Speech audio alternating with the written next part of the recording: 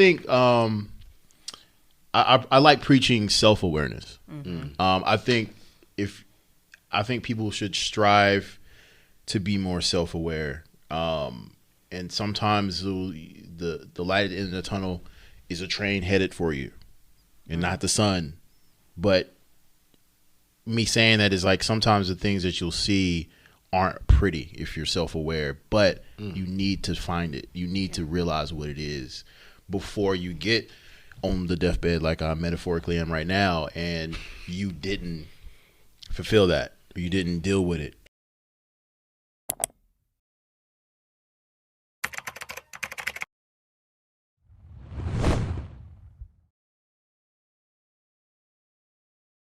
Welcome to another episode of Around the Way podcast, where we help you get around your obstacles and find a way to redesign your life. We have two superstars in the building. One I pass on my way to work every day, and my man Jordan and Clarity, a life of clarity. Sound like she's like outside. Nah, like, literally, like she on Tent City. Like, yeah.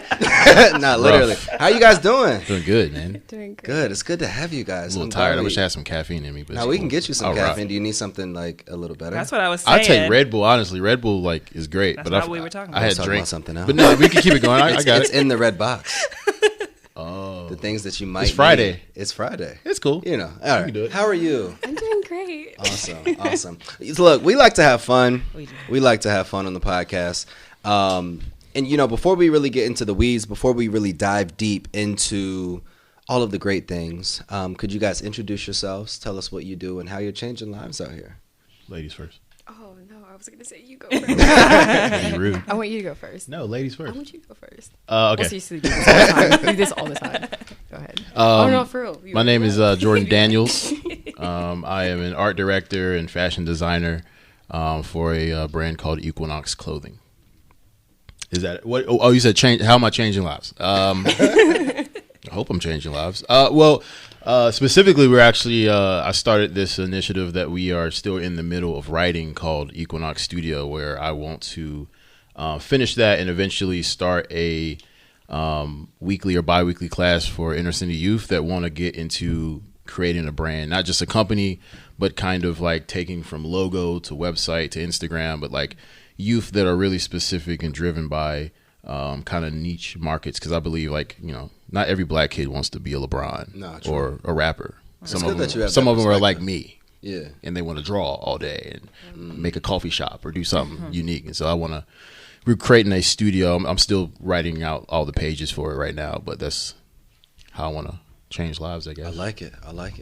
Clarity. Hey. You've had time to think about your answer. I did. Honestly, that's really why I wanted him to go first. And I was like, oh, See shit. what kind Now of I'm about answer to do you need. destroy his idea. It's like putting an ant under a microscope. You know what I mean? Literally. That's how I feel every time that I get that question. I don't really know how to describe what I do, to be 100%. I know we kind of talked about that the other day, but yes is my answer. What do I do? Yes. I like that. No, but in all seriousness, I make music. That's seriously where my heart is. But I've been creative, I guess, my entire life. All of us have been, you know. Yeah. That's why, like, I struggle with that question, honestly. Even whenever I'm out in public, I don't know how to answer that. All right, we're gonna switch it up. Got something. We're gonna start heavy, right? What you about to do, Kyle? So, without your profession, right? Without art designer, fashion designer, art director, fashion designer of Equinox Clothing Line, without and music, who are you as a person outside of your profession? Like, if your profession was stripped from you today and people could only judge you based upon your qualities and your characteristics, how would you describe yourself? Clarity, you go first. Love that question. I do too. I would describe myself as my name. And I don't want that to sound pretentious, because I probably did. But my name, because my name wasn't given to me at birth. This is not my government name, just so you guys know. A lot of people don't know that. I'm glad So clarity came from the identity that I feel like, not even I feel like that, I know that I learned to become or embrace. Yeah, let me say that, embrace. See, I get nervous. This Nah, happens no every time. worries. I get so nervous every time.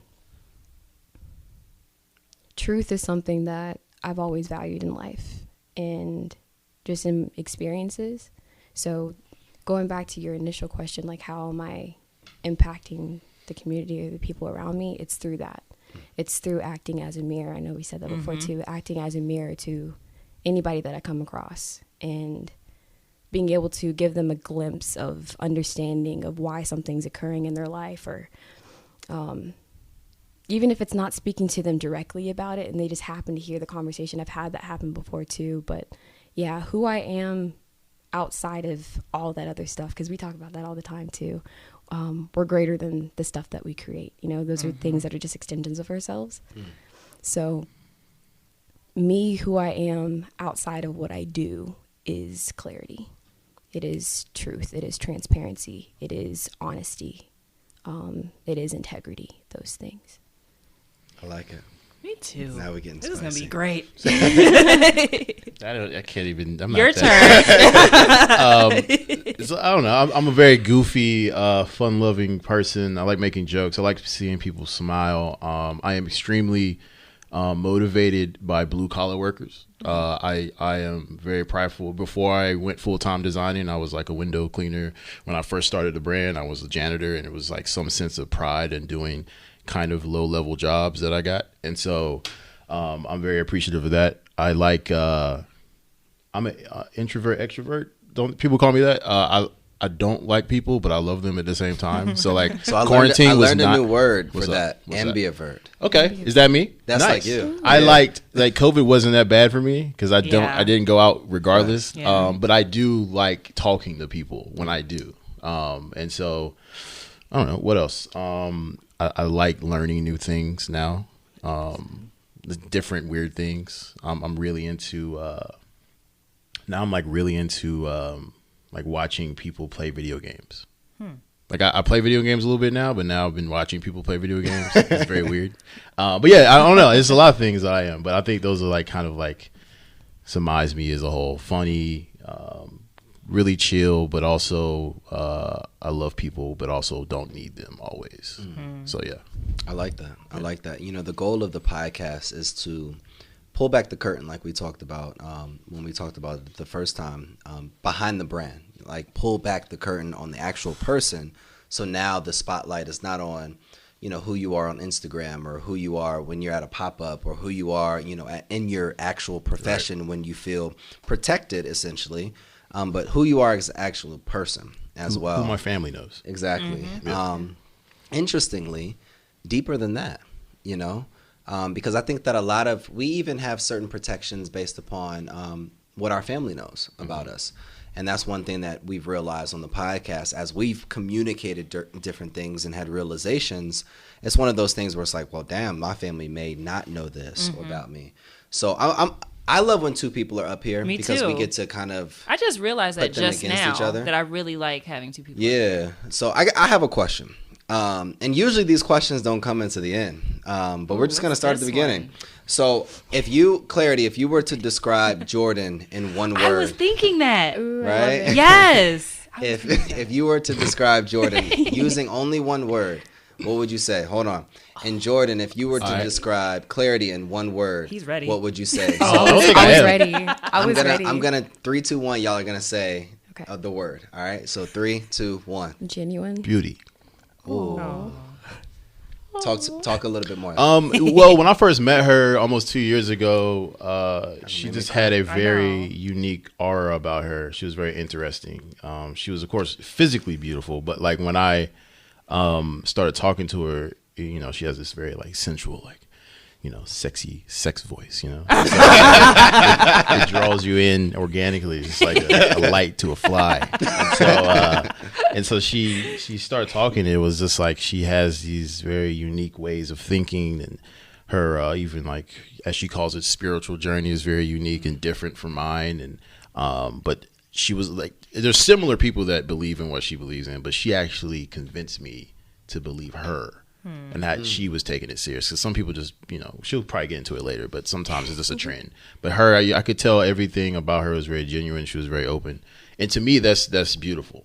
And so, off the whim, I'd say beauty. There's probably other words I could come up with, but right now I'm not a poet, so that's good. That's good. Your turn. I'm over here tearing Yeah. I wasn't ready. You got it. So sentimental.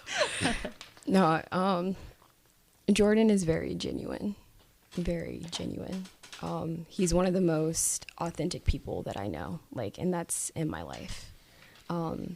Similar to him, what he was saying about how we first met, it was the same thing for me. The way he dressed is what actually caught my attention with him, because he had these really cool rings on. He's not wearing them right now, but he was wearing some really, really dope rings. And I was like, yo, that was really cool. He was like, yo, thanks. And we just hit it off from there, right? But hearing the way that he talks about life and relationships and his experiences with religion, just really anything, he's very multidimensional, and that's something that I really admire about him. And the way he communicates about it, it's just, he's so passionate. He said it before, but he's so passionate. He gets loud, he starts cursing, but it's but it's beautiful, it's not aggression. He knows how to direct his energy towards something that he cares about. You know what I mean? And I love that about him. He's just so genuine, and it's just real. Anything he creates, anything he says, it's real because it comes from him. It came from the heart. That's I like he when doesn't y'all talk fabricate about it. each other. This is beautiful. Nice. This is beautiful. So we were having this conversation kind of the other day, just about how we view people in the perspective. So it's kind of a lot of times we may have a perspective on how we view ourselves, right? But then the person closest to us may think something completely different, or a heightened perspective. And then it's the real question of, do we see ourselves the way that our person sees us? There was probably something that you said that he was like, wow, thank you. Or even vice versa, something that he said that's wow, I appreciate that. Why is being genuine beautiful for the both of you? I think for me, it's true genuineness nowadays is like finding gold. And I think it's a reason why we're so attracted to when we see a famous person who's just honest about their craft. Yeah. And while we're like, that's because usually when you especially you listen to late night TV shows and stuff like that with famous people, they're sitting there and they're like, yeah, my PR told me to do this. Yeah. And when you finally meet somebody, I'm just using this as an example, but when you see a famous person who is not always super happy and they talk trash sometimes, you're like, wow, it's relatable. And so I think in general, we're all kind of our own kind of, nowadays with social media, we're all kind of our pockets of famous people. Yeah. Even if you only have 2,000 followers, it's 2,000 people. So it's you're always trying to put on this show on Instagram and TikTok. And so when you actually put on a genuine show, I'm using show loosely, but presence to somebody, it's people aren't used to seeing that nowadays. They're used to seeing the facade. They're used to seeing the highlight reel. And so I think genuineness, to me, it's finding gold in that way. 100%. I agree with that. Yeah. I think a lot of it too is there's a level of humility that comes into play, and similar to what Jordan was saying, that's what people admire now. It's having that level of relatability and transparency, kind of like we were saying before too. But yeah, I feel that's why genuineness is so attractive. It's because you see that level of humility. This person doesn't have it all together, and they're not afraid of saying that or even being within that energy, and not having to put on that facade. Why do you guys think that, I don't know, it's so hard to be honest, or it's so hard to be authentic, or it's so hard to be just genuine? Because it comes with battle scars.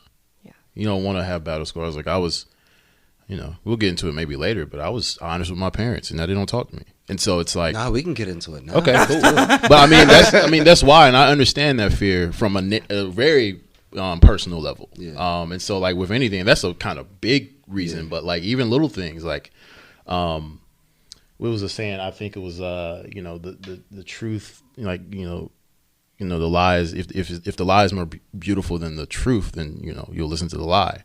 And a lot of times the truth, even though it's a good thing, it's dirty. It's not beautiful always. It's not aesthetically pleasing to tell the truth. It's and especially nowadays, freaking get canceled for telling the truth or not telling. You know what I mean? Like it doesn't. You know, if they find out, oh, you were this person, and you admit it, what? Cut off. And so it's dangerous nowadays, socially and economically. So it's like, I think that's why, honestly. That's so good, bro. But you're right. What No, like what you said, if the lie is more beautiful than the truth, that's kind of like what you'll choose, essentially. Yeah. Like, Right. Yeah. and for me, and I kind of just go back to, I lived in a lie for years in a relationship based upon my perspective of what the idea in my head should have been, but super unhappy and depressed internally. But I wanted the lie because the lie looked beautiful online. Like the lie was based upon a stereotype that society needed to see.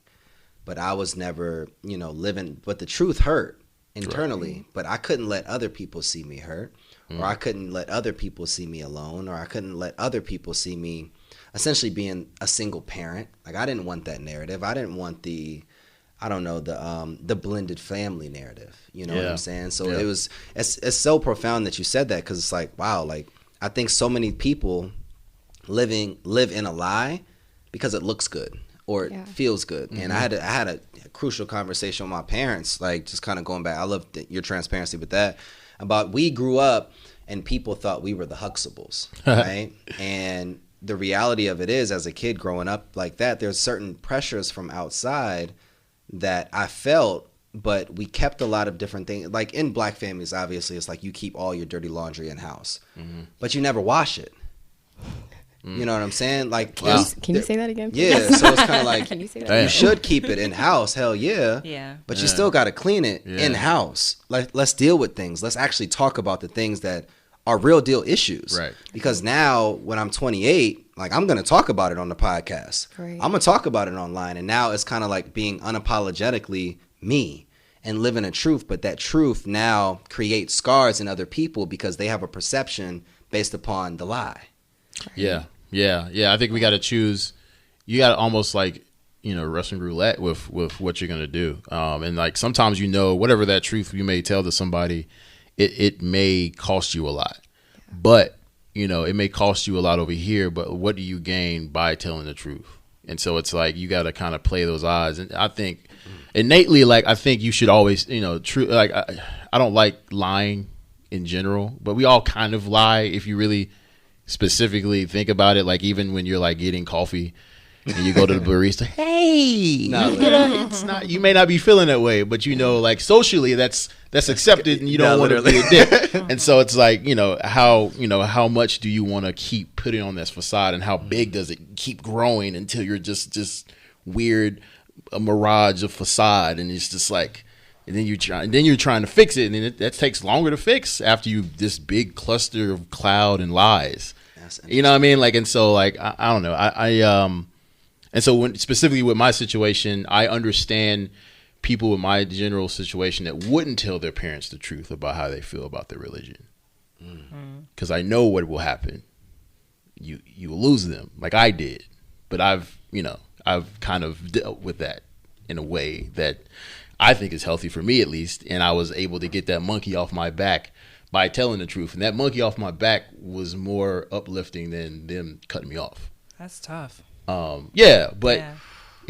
was preparing for it. What did that conversation look like to yourself leading up to that point where you said, like, I'm ready? Like, how do you get ready to talk about When I had the first conversation, specifically with my dad, when I had it, and I wanted to say this too, I wouldn't change how I was raised.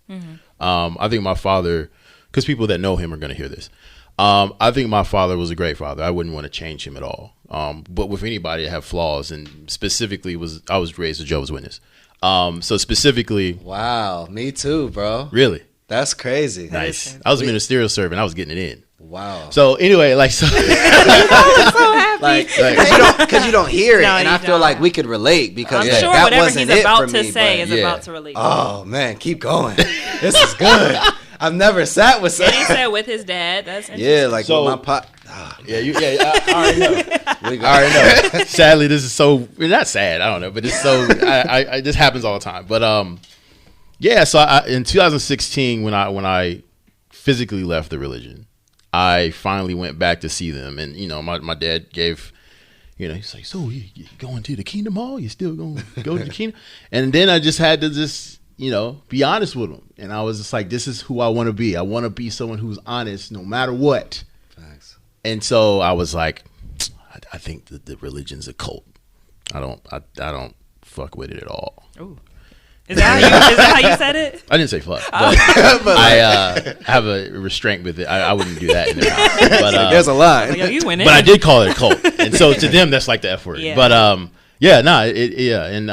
2016 is a little blurry. That the conversation happened about 5 years ago, but I was just brutally honest with him. And all the points I was mentioning. What's interesting, I didn't even really bring up the Bible in that conversation. It was just the structure in which I don't fool with anymore, and what it does to families. Clearly, and it's not even. It's like, yo, look what it did to us, pops. Like, what you have 3 sons, and all of us left, and you have no relationship with us. We didn't. Me and my brothers didn't create a coup, and it was like, hey, man, on this date we're gonna leave the. No, like my brothers are like 6 years older than me, plus, and so it's like. This all happened differently, but are you seeing the trend? Right. Mm-hmm. And, it was just that. So really, that's honestly and sadly, it's the one hiccup, but it's a huge hiccup in the family, which is that religion. And honestly, that's how people kind of differentiate religions and cults is what they do to you after you leave. Usually, the telltale sign of a cult is taking your family away. That's usually like the one clue if you're trying to see if you're in one. You know what I mean? So it's like the Baptist church is not going to cut you off if you're like, hey, I want to become Catholic. They're like, okay. J-Dubs ain't doing that. So that was my hiccup with J-Dubs. So yeah, I know all the lingo. That's hilarious. So but yeah, I mean, and it's funny. I can say this on the podcast because I've said this before. Yeah. Multiple, like I took away. In fact, what the truth did for me, it's funny they call it the truth, right? Yeah, right. What telling the truth did for me was actually take away a lot of the power certain people had over me. That's true. And so it was like, for instance, he's like, oh, your parents ain't gonna talk to you anymore. Yeah, they don't talk to me now. So what else are you gonna take? Like. And if I can talk to my pops, who I was scared of when I was little like this, who are you that I can't talk to honestly anymore either? Like, so it's like, it's almost like if you're like to compare it like athletically, like if you were trying to make it to the league and you like played LeBron one year, then playing the best player in your high school is nothing. Yeah. That's the truth. Yeah. And so like, that's how I look at it, especially with my conversation with my parents. So. That's good. Yeah, that's good. Clarity. I'm coming for you though. I'm coming for you. So we talked about like something that he said earlier really stuck with me, like the truth cost. And with every truth, there's certain sacrifices that had to be made to be able to truly be free within that truth. And you guys really are in alignment with that. So what is a sacrifice that you had to make when you began to live this life of clarity? Damn. Okay. It's like, where do I start? Yeah. I sacrificed the relationship I had with my brother. Wow. I no longer associate or talk to my brother anymore. And it's been this way for almost 2 years now. Let me ask you guys this, right? Because I feel like it takes a village to raise a child, right? It used to, right? We used to be a village. I remember kind of growing up, I could go to my neighbor's house and they were family, or I can call my aunts and uncles and different things, right? Why do you guys think when, as adults, we grow and we want to make a choice that benefits us or advances us, family members are the people that are sacrificed, Like, I feel like the toughest sacrifices that I've had to make are literally family members, the people that are supposed to be the family. And I have a quote that family is much deeper than the bloodline. So I guess I would love to hear, and maybe that's a wrong perspective. I don't know. I feel like there are certain people in my life that I would choose over family members. People that are blood. Yeah. So I guess I'd love to hear you guys' perspective on that as well. We don't choose, excuse me. We don't choose the family that we're born into. So the people that we're surrounded with from birth to, 18 or whatever that looks like for you, we don't really get to choose who those people are. We don't get to choose who our parents are or who our siblings are. We don't get to choose what type of situation or circumstance that we're going to be born into, things like that. But whenever we start growing and maturing, we get to start being more intentional and conscious of, excuse me, my voice. We're more conscious of the people that we're surrounding ourselves with and the energies that we're surrounding ourselves with, whatever that may be. So I think a part of the reason why it's so heavy and so hard is because it is blood. It is where we came from. It is what created us. So like for both of you, it's your mom and your dad. Yeah. And then for me, I mean, it's my mom and my dad, but also my brother. And I was the closest to him out of everybody else in my family.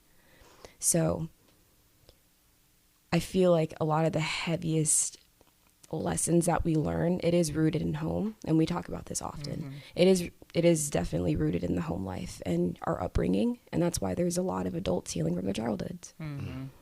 So a lot of us are kind of just doing a bunch of patchwork, a lot of sewing, a little bit of ice there, a little heat there. A lot of ice. A lot of ice. I love how open you guys are with your stories. You guys are two beautiful people, like really. Thank you. And it's interesting being able to like share this perspective with you because we've seen each other only in the business format, but really being able to have, these genuine and just open conversations. But I think there's a lot of times where we have stories in our lives that we would want to end, but we don't know how to close that chapter. What is a story that continues to replay in your life, or a season that continues to play over and over again, and you don't have the tools or you don't know how to close the chapter? What if you know how to close a chapter, but you're having trouble closing it? So then that's a choice. Talk to me. So yeah, it's a choice. It's definitely a choice. We talk about this all the time. I know he's sitting there like, damn. That's why it's so easy for us to talk about it. I love it. Because we talk so openly. I can just hear myself now. This is the only difference. The relationship I still have with my family, even though I know that they're not good for me. Ooh. Talk more about that.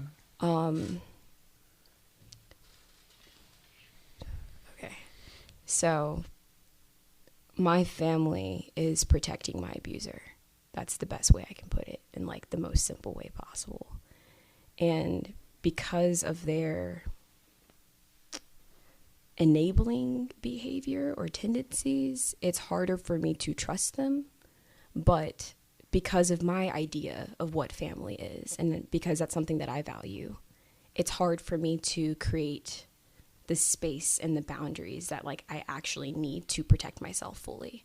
It's like I'm making those changes and like I'm doing the things that I need to do, but there's still a part of me that's like, oh, but if you try this maybe, or if you just wait, just be patient, because like that's like my biggest thing. I'm super patient, but to a fault. And it's like in my mind, and it's funny because I literally just told my cousin this earlier today, you can't expect people to treat you the way that you treat them, right? I feel like it's a very unrealistic expectation. Nobody's going to go through the same exact handbook that you went through, the entire path exactly to the T. So the way that we respond is going to be unique, So for me, creating the proper boundaries for myself and like my family has been like one of the hardest things for me to do, because it's like I don't talk to my family the way that I used to. I'm not as transparent with them as I used to be. And the truth, we've talked about that. The truth behind that hurts more than the lie that I was telling myself. So in keeping them around, what are you also blocking yourself from? Freedom, like actual freedom, and like peace with myself and everything that I've been through. To give you guys a little bit more context, this is going to be heavy. My brother attempted to kill me about 2 years ago, and it was really bad. And I'm still dealing with PTSD, depression, and all that other shit that I really don't want to touch right now. But because of that, and then knowing that my entire childhood consisted of the same abuse, And then like that was the determining factor for me to finally be like, no, like I cannot talk to you anymore. You cannot be in my life anymore. I have a daughter. My daughter was there when this was all happening. I was able to get her to safety. So she didn't see a lot happen, but she heard it, and that was enough. And yeah, so like the hardest thing for me in all of this is like seeing the truth in the lies that I was telling myself for so long, you know?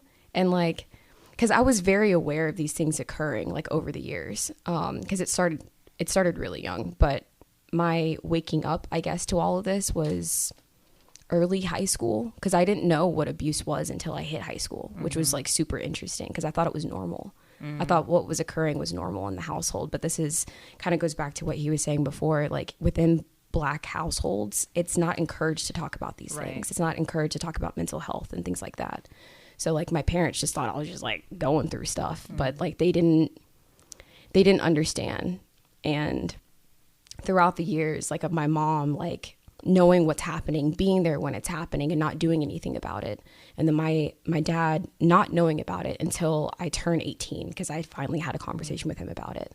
So like all these revelations over the years and like understanding that things were not what I thought that they were, and even the idea of what I thought that they were at one point, and even the lie that I was comforting myself with just to cope with what it was, made it that much harder for me to finally be like, okay, I need to actually start letting this go.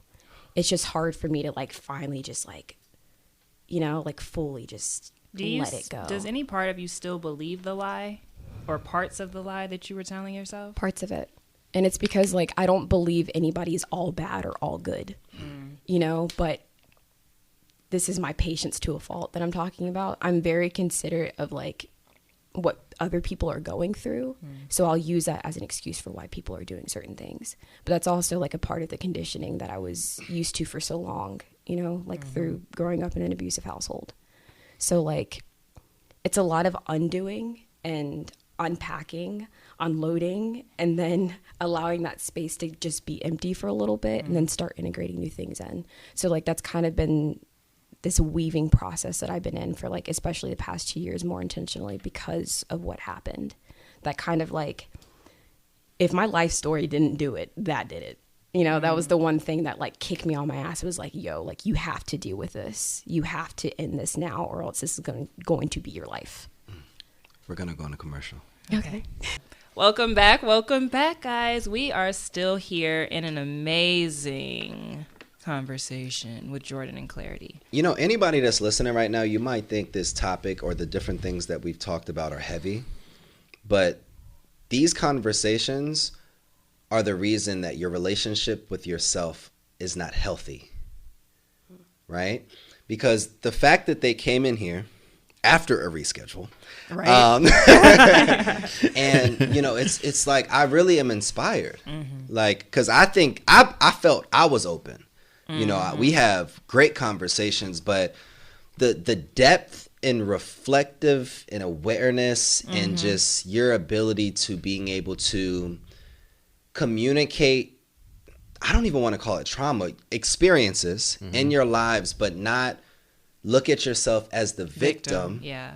And you're creating a way to continue to overcome. You're creating, like you said, the weaving process. That might be the name of this episode. Like how both of you are weaving different things in your life, or unweaving and unlearning, so that you can essentially recreate your own fabric. It's perfect for the episode. Oh, that's beautiful.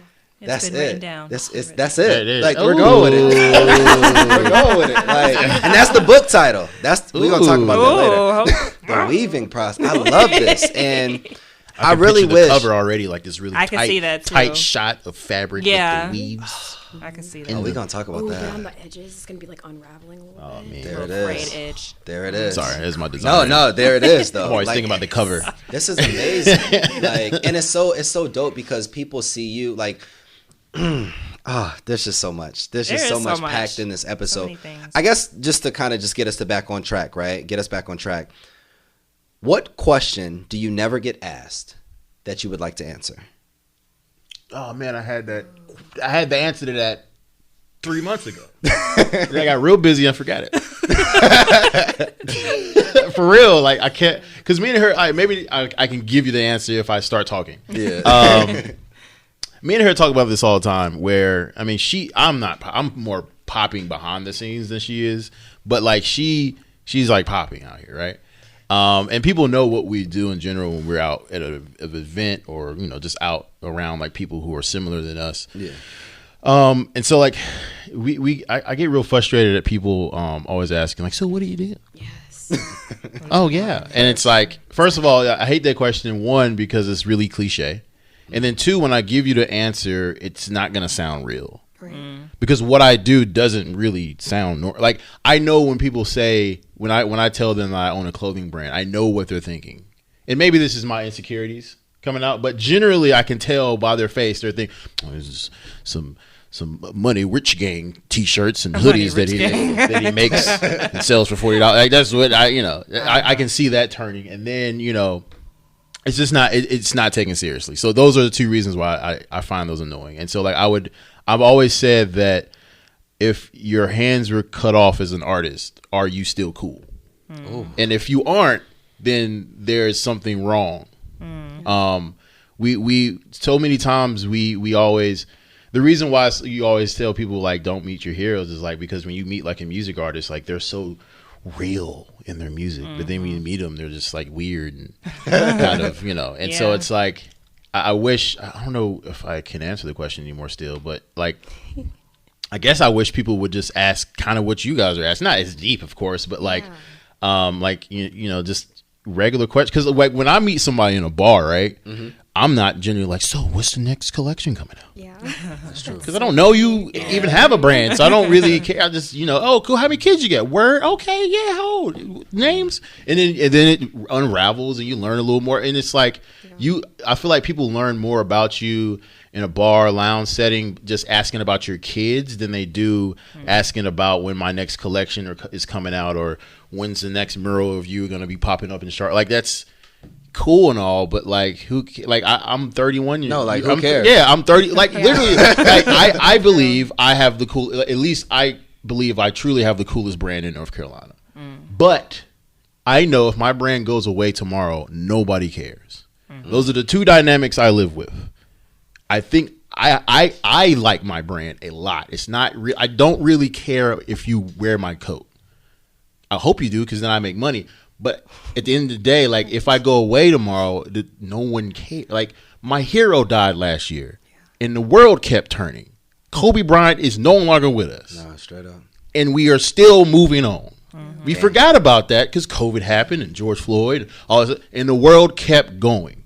So I'm 31. I have a good 50 years left. I can't get hung up on stuff I don't want to talk about. Yeah. You know what I mean? Like I can't get hung up on not being truthful. Because I don't have that much longer. Who can't? Like in 200 years, no one. Well, hopefully they can remember this. But like in 200 years, like you're not gonna be here no more. So I mean, I think we get too hung up on it. I just went on a tangent. I don't even know. You asked me like what question? I get that's the question. I don't know. That was a beautiful. Was that the answer? That was okay. Did I answer anything in that rant? I think it's real. Like it's real. Right. Stop asking me. It's kind of like instead. That's not me saying don't. When you see me in the street, that's not me. I like the question. Don't ask him that. Yeah, no, that's not what I'm saying. But I'm just saying like people who. First of all, like everybody, I'm not gonna say any specific names, but there's people that literally I know follow me and look at all my stories and see what I'm doing, and then cliche just ask me in pub. So you saw it last. You liked the picture yesterday. You know what are you talking about? And so it's like I don't know. I think So answer this question for me. What's up? If I was to meet you out in public, what question should I ask you that would start a great conversation between us? How are you? Really? Not for me, no. That wouldn't give me the spark. For me, it is. Would, yeah, for me, what would it give is. you the spark? For me, it would. You would have to tell a joke. Yeah.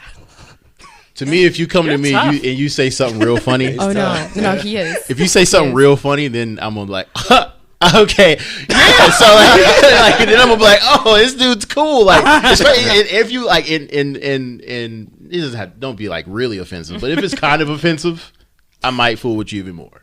Yeah. Just because it's like yo, you that guy, you that girl, okay. So what's your name? Like, yeah. So he appreciates boldness. yeah, Boldness. You know, that's what he appreciates. yeah. Open it, you know. Yeah. Treat me like I'm a bad bitch. You know what I mean? Like, you gotta have like a good 100%. pickup line in the Tinder messages with me. You know.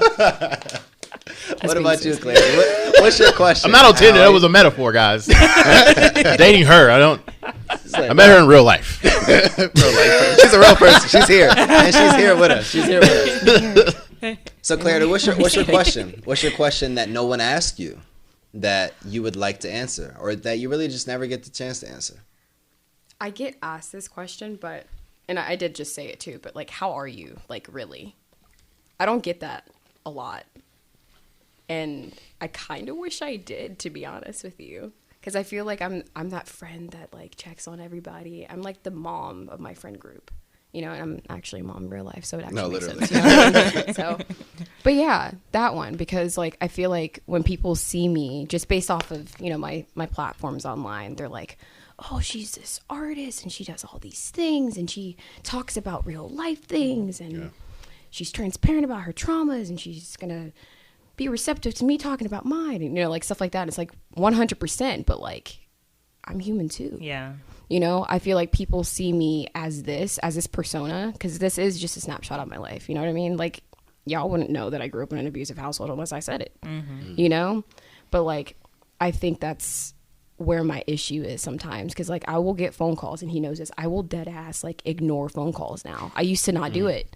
I used to feel so guilty for ignoring phone calls because I have always been in this role of like being there for people when they need me the most, you know? But like I had to learn boundaries, you know what I'm talking about, you know, bringing that up again. Boundaries, because people would literally just like word vomit everything that they're going through.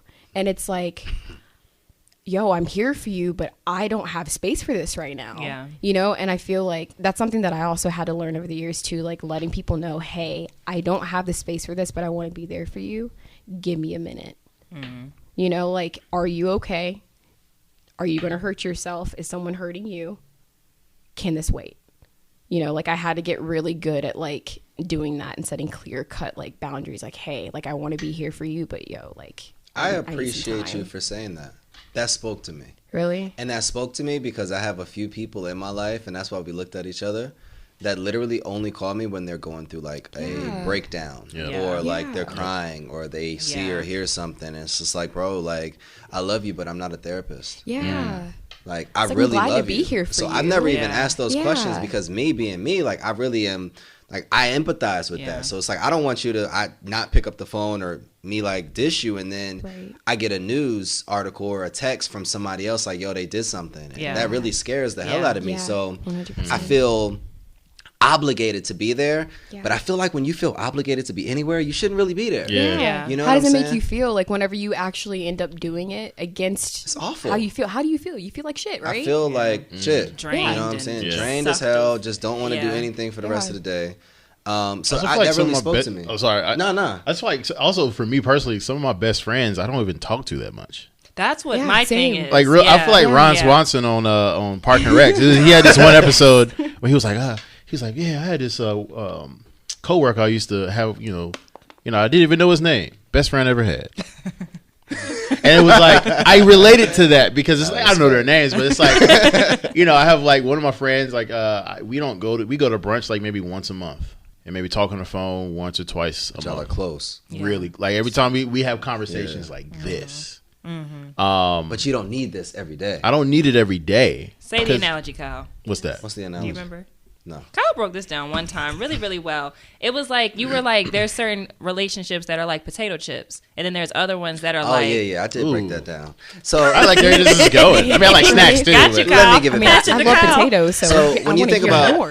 when you think about potato chips, right? You probably eating a whole bag of potato chips. Yeah. Right. And Exactly. if I was to give you a whole bag of carrots, you probably wouldn't be able to eat the whole bag. No.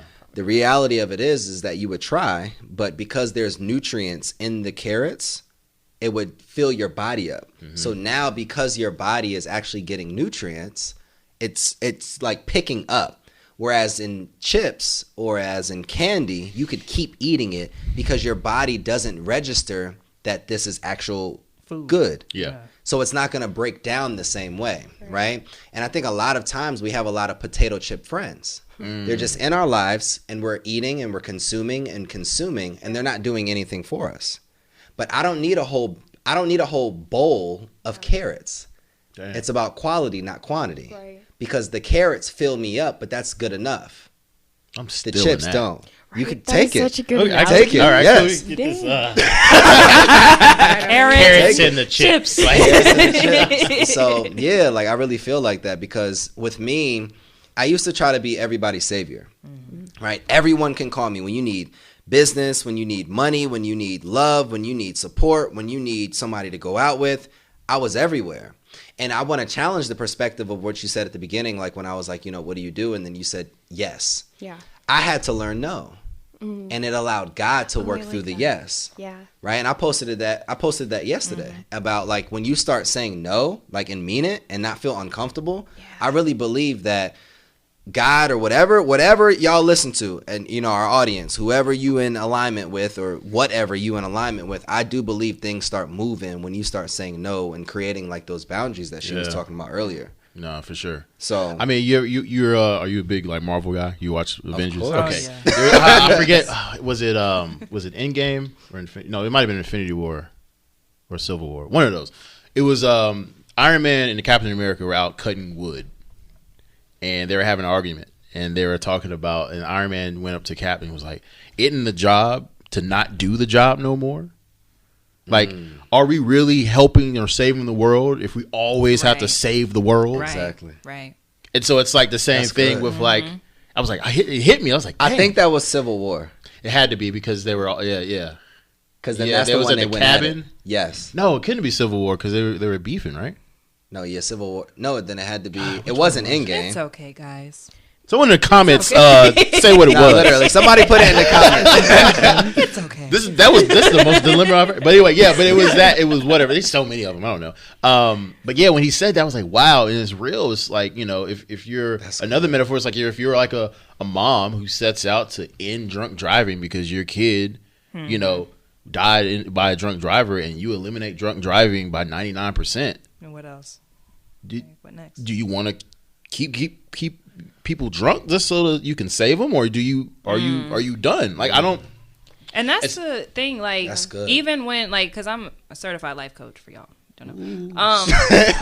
But that's the thing, like, you hear people that are like, My in life needs coaching. No, I'm just kidding. Every time you say that, you should have something like certified. like on soundboard. But like a lot of people, you hear people, they're like, I've been in therapy for 25 years. Like you're not supposed to be in therapy for years and years and years. The same thing with life coaching. Nah, like you I'm got a best supposed friend to, now, dog. right? Like I'm supposed to teach you the methods and the strategies for you to deal with your life on your own. Like you shouldn't need me all the time. And that's the same thing with like friends that are calling for like crisis and like all this stuff. I should give you strategies so that next time you're in crisis like this, you can deal with it without me, because I'm not a therapist. Can I push back real quick, about just to- a little bit, about to do because the I same. kind of agree. I agree with you, but specifically with like professional therapy, is it not like the gym?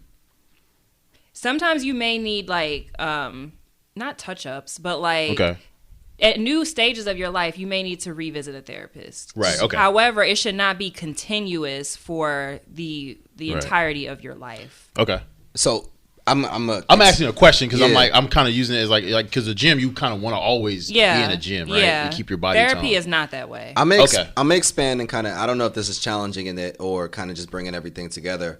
My perspective is that you don't need the same therapist your whole life.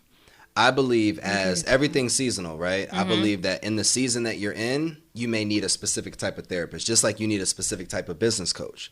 As I may need somebody to get me to my first 6 figures.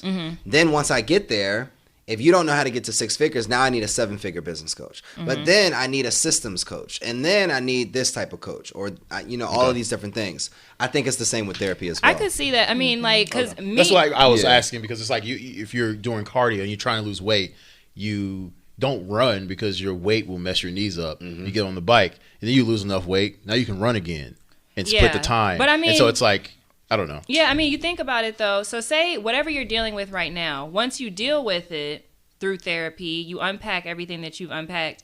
are you going to necessarily need therapy immediately afterwards? Like once you've unpacked everything, maybe once something new comes about and you need to now unpack that. And then like what Kyle was saying, like as an unmarried person, once you're now married, maybe you do want to do couples therapy. And that's a different focus on therapy. And then once you have children, maybe you want, I don't know. Family therapy. Yeah, like something It's like kind that. of like it elevates. I don't feel like you should be going to therapy for the same thing for 25 No, years. you shouldn't. That's not what I was asking. I was You just get like, your money back on that one. yeah. Because it's almost like Scamming you at that point. Nah, facts. Yeah. I mean, I even had like a kind of critique of your therapist at one point, and I was just like, she never talked about anything positive. It was always negative, and it was just like, I mean, I'm not saying she's doing this, but like, is she keeping you mentally sick always so you can always come back to her? Like, I don't know. Like, is that even though it's like, I feel like we always put this like golden veil over a therapist, like they aren't shitty sometimes either. No, that's you know what I mean. Like Like therapists got the craziest lives. Like pastors, I be feeling like my barber does that. That's a completely different story. But I used to feel like my barber. I mean, barbers. Literally, I feel like they would mess up my hair a little bit, or like get it crispy just for the cut. But like you can go back home and then it starts growing in, so that I can keep coming back. Because if you just follow the line, I don't have to be here every week. Yo, that's hilarious. well, screw you with your hair. Facts. You know what I'm saying? Like it's crazy. Hair privilege. Like, literally. So I wish I had that problem. We about to switch it up on y'all. You ready to switch it up? Let's switch it up. All right, guys. In the middle of the table is a red box. Oh, so that's the real thing. I was about to like open it. I was about to be like, what is this? Inside of that box I'm such a are child. some questions. Ooh. So I would like, how do we want to do it today? Because we do it when we had 4 people, we did do it differently. But it's 2, so do they pick a question, read it to the other person? Are we all doing a question? What are we doing today? They're gonna pick a question and they're gonna point at the person that they want to answer it. But So everybody's gonna get get a question. All 4 of us, right? All 4 of us. All right, who would like to begin? I'll go first. Oh, okay. Oh. And then so read it out loud and then tell who you want to read when you answer. Oh, gosh. Nervous. Ooh. Okay. What is one opportunity that you rejected, but that you now wish you had taken advantage of? Oh, this is a good question. Is that his, I don't like my stomach. Is that your like stomach? Yeah, does I'm sound hungry. like Okay. I want that one. You want that question? Yeah, I do. You want this question? Yeah. Honestly, I'm gonna give you this question. Let me get that one. Let me get that one. You're welcome. So a few years ago, I applied for Teach for America, and I should have went. So there's 2 things. So I applied for Teach for America. I got accepted. So we went through all of these different interviews. And this is when I was on the fence about like if I really wanted to step into education. But I got an opportunity to go to Lithuania. And I was going to be there for 2 years. And then if I would have went and spent the whole time, I was going to be working in like the school with underrepresented kids. And I would have come back and then they would have obviously taken care of all of my student loans and stuff at the time. And it wasn't a student loan thing. And it wasn't that I was going only for education. I wanted to completely shift my whole life. Before I went, I had my son. So I made a choice, like, obviously, do you want to spend the first 2 years away and only obviously talk to your son on FaceTime and then come back maybe like once a quarter? Or do you want to make a choice and be here for your son every single day? So looking back, I honestly wish I would have went. Because the relationship that I have with my son now is like, it's A1. But I really wish that I would have went for 2 years and chosen myself.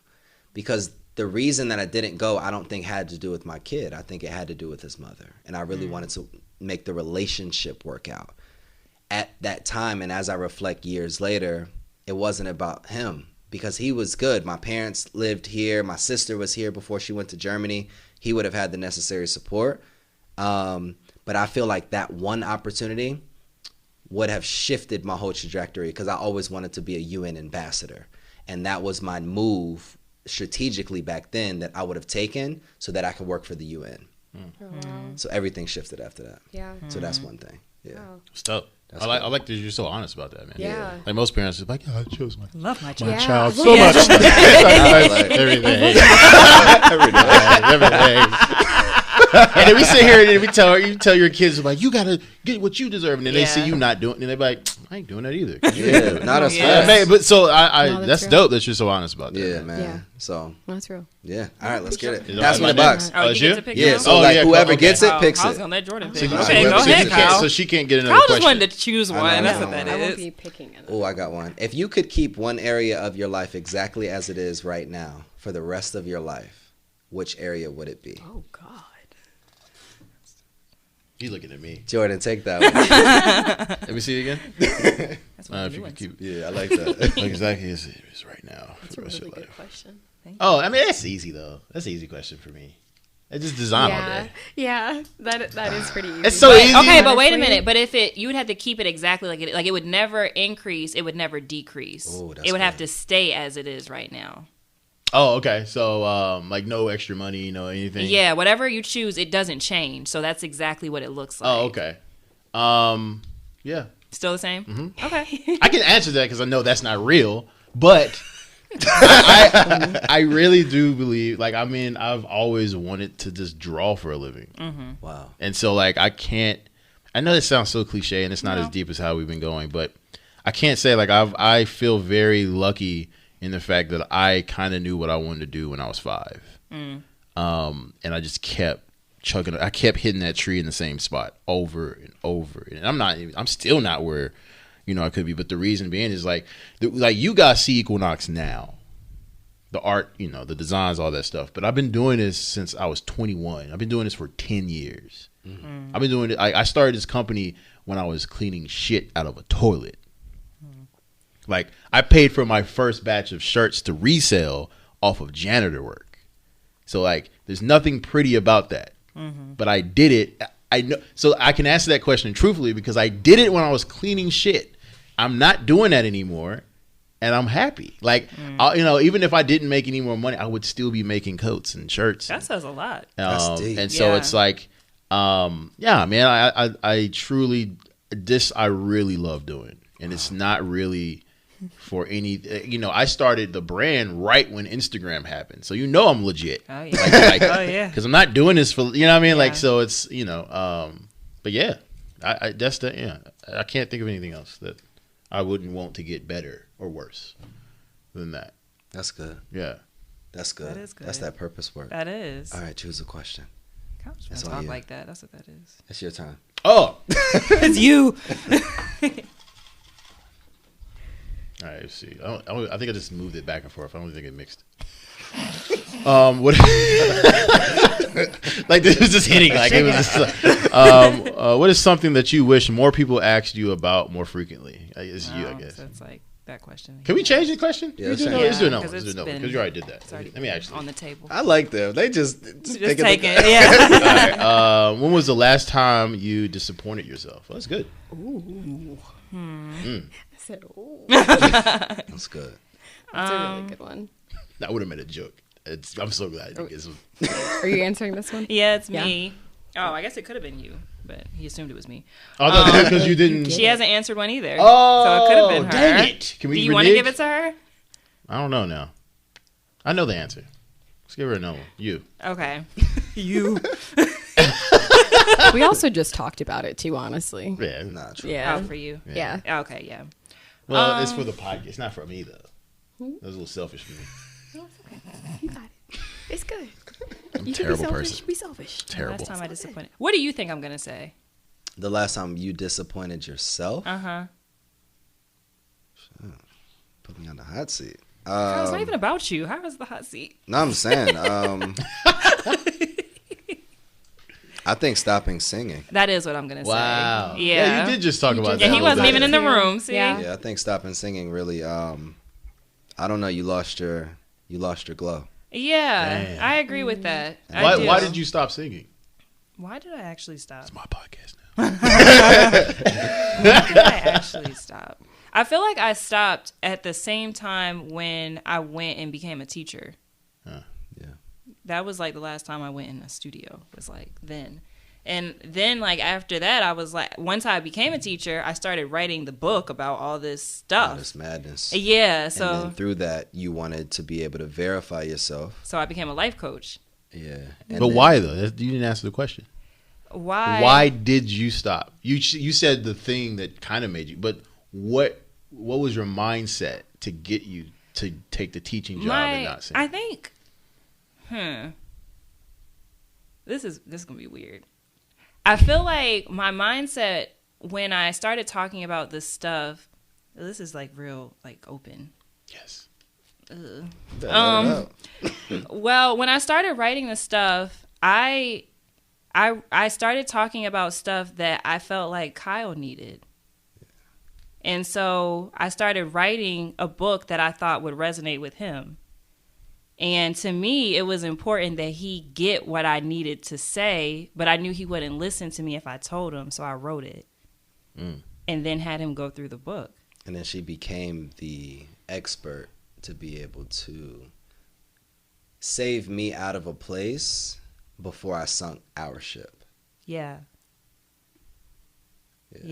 Wow. That's the album. Yeah. Yeah.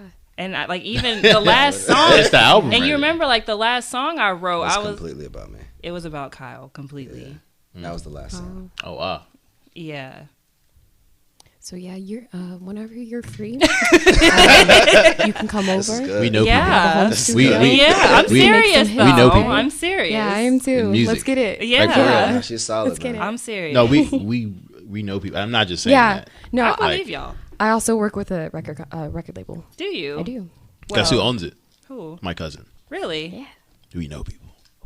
I'm with it. I'm with it. This is dope, man. That's so interesting. I think this has been one of the most open, genuine, authentic, transparent conversations we've had. Yeah. I feel like this Yeah. has been amazing. Yeah. Like absolutely amazing. Agreed. But I'm ready for your question that you're about to Wait, get. and then he put all the questions. Oh back. no! Oh no! I'm a terrible person. I mean, you just who? Let me who- see. I'm Pulling. picking for her. You end Yeah, up I mean, pulling if we it, asked you it know. again, then you just throw me it out. see. We'll find a new one. There's Yeah. not that many left. I have to re up.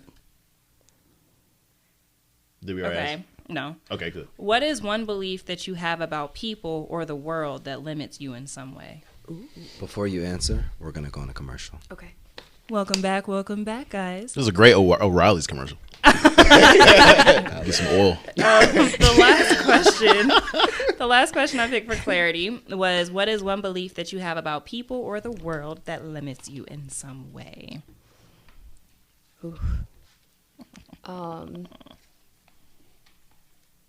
It would be danger. Just danger as a whole.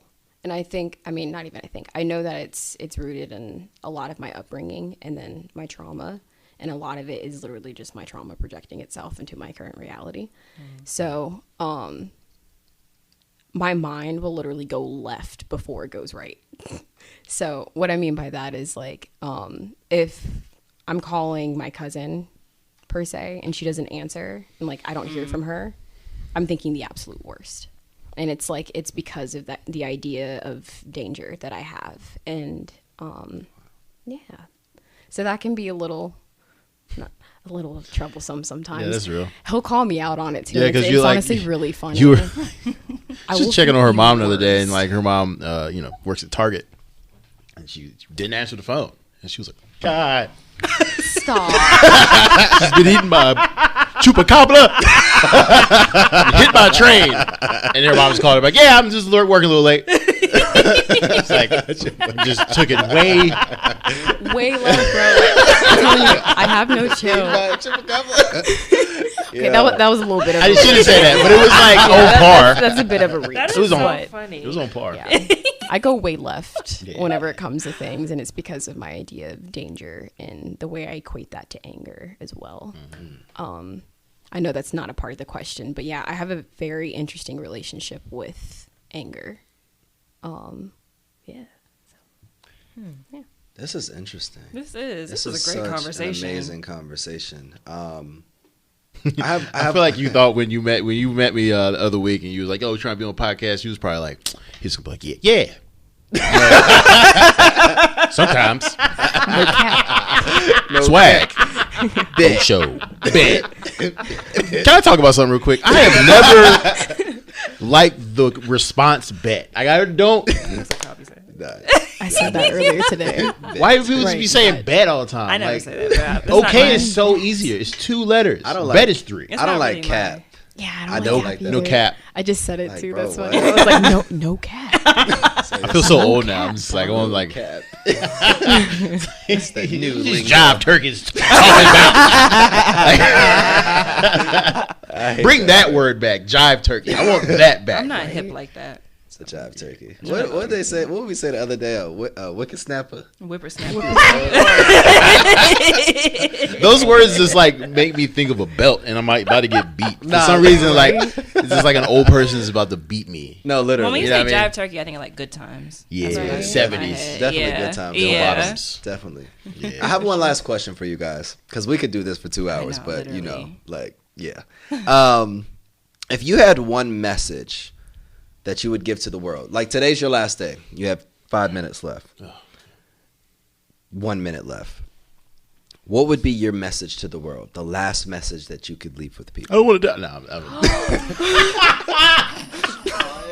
I'm just being Jordy. You so someone resurrect me. Stop. This little outfit is just like with this behavior. No, it's literally, just like, literally. It's like, see, that's why people don't be asking me like funny questions. Yeah. Because you always look like you're going to rip someone's head off. I'm sorry, I had another joke, but I don't even say it anymore. I'm coming back from the Jehovah's Witnesses, man. I don't want to die no more. no. It's never happening. What are you doing with the mic? I don't know. It just dropped. That's Yo, not good. I Jordan, just, you are great. I went bro. way left. I'm sorry, guys. Terrible podcast. That's great. It's awesome. What is your message to the world, Clarity? let's start with you, Clarity. It is the most cliche thing ever, but it is so real. Believe in yourself. It doesn't matter what you've been through or how many people tell you that you can't do something. As long as you believe in it, as long as you're providing purpose to it, you're nourishing it, and you're taking care of the things and the people that you value, that is all that fucking matters. As long as you are okay at the end of the day. Because at the end of the day, this is the longest relationship we have. You know, and if this is my last 5 minutes, this is exactly what I would tell people. Like, do what it is that makes you happy and brings you joy, brings you fulfillment, brings you a sense of purpose. Because without that, we have nothing. Last message before I die. Damn it. Don't want to die, though. Know what's coming. Got 1 minute. Shit. COVID got me. I just hope whenever people like they actually watch it instead of No, just listening to it. literally. Oh, wait. What you mean? Oh, watching me? They have yo, They have to anybody watch just the watch YouTube anybody video. listening to the podcast on Apple Podcasts or all the channels, you have to go to the YouTube And actually watch And just this episode watch because this episode. if you're just listening to it, I feel like it sounds so crazy and hectic. Oh, going on. yeah. Yes. You gotta See, feel the vibes. I've always like, I hate seeing the, like fashion designers who is always like really stoic and boring. No, like literally. they're just like, yes, you know, the artistic value of my, it's like their own NPR. It's like, yes, you know, the aesthetic value of my clothing. I literally. can't do that. I don't know how. Anyway, what I would say to people, I think I like preaching self-awareness.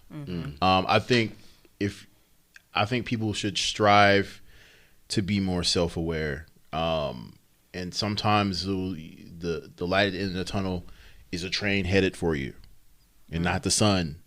But me saying that is like sometimes the things that you'll see aren't pretty if you're self-aware, but you need to find it. You need to realize what it is before you get on the deathbed like I metaphorically am right now, and you didn't fulfill that, or you didn't deal with it. And so it's just like, I guess I've heard, it was like a preacher who said the richest place on earth is the grave, because that's where all like dreams and hopes died and no one fulfilled it and all this other things. And dreams don't have to be, you know, starting a company. It could be talking to the girl you always wanted to talk to. It could be being kinder every day so you're not a dick anymore. Like, it could be anything. I think the smallest things we don't value anymore. And I think being self-aware helps you understand that being nice to the janitor is, you know, vastly more important than having 50 million followers. And so that's what I would say. Man, I was also a janitor, and people that were nice to me. Like, I remember that. You know what I mean? So this was amazing. Yes. Like, I could think of so many other words, but extraordinary episode. You guys are absolutely amazing. Beautiful human beings. oh wow. You know, enlightened perspectives.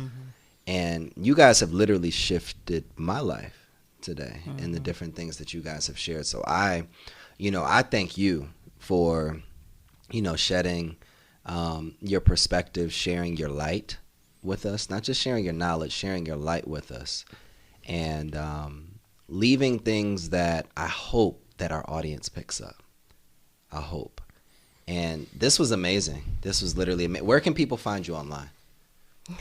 You can find me everywhere at A Life of Clarity. That's me everywhere. Solid. On Instagram, I'm Jordan Daniels CO, and then Facebook, I'm Jordan Robot Dancing Bell. That's a long story. I used to watch those. What's going on here? It's Robot Dancing is no G at the end. It's one word. You have to see him dancing, okay? No, it's from Dave Chappelle. When the dude would always just be doing a robot randomly. But you also dance that way as well. Well, it's funny. It is hilarious. So I do it. He did it the other day. Yeah, I did it with Bella. With my daughter. It was great. I kind of killed that Oh, joke. it was great. Like in an 80s movie. Like, yeah, man, I told you I like telling jokes. I don't know why. Yeah, This was amazing. Literally. Anybody listening right now, go definitely follow them. Check them out. Buy as much Equinox as you can afford. And definitely check out Clarity and ask her how she's doing. Yeah. Not in a weird way, because Jordan don't to do get that. on that Right. ass. But in a very How you doing? in a very genuine way, so that you can actually be empathetic, so that you can actually be real about checking on somebody else. But before you start checking on somebody else, when you turn this episode off, I need you to check on yourself. Before you go out and try to accomplish that mega dream and that mega company, I need you to be more kind. Before you try to take over the world, I need you to take control of your truth so that you can be the best possible person that you can be, so that you can use everything that Jordan said and you can create clarity in your life. This is Around the Way podcast, and we'll see you guys next episode. Bye, guys.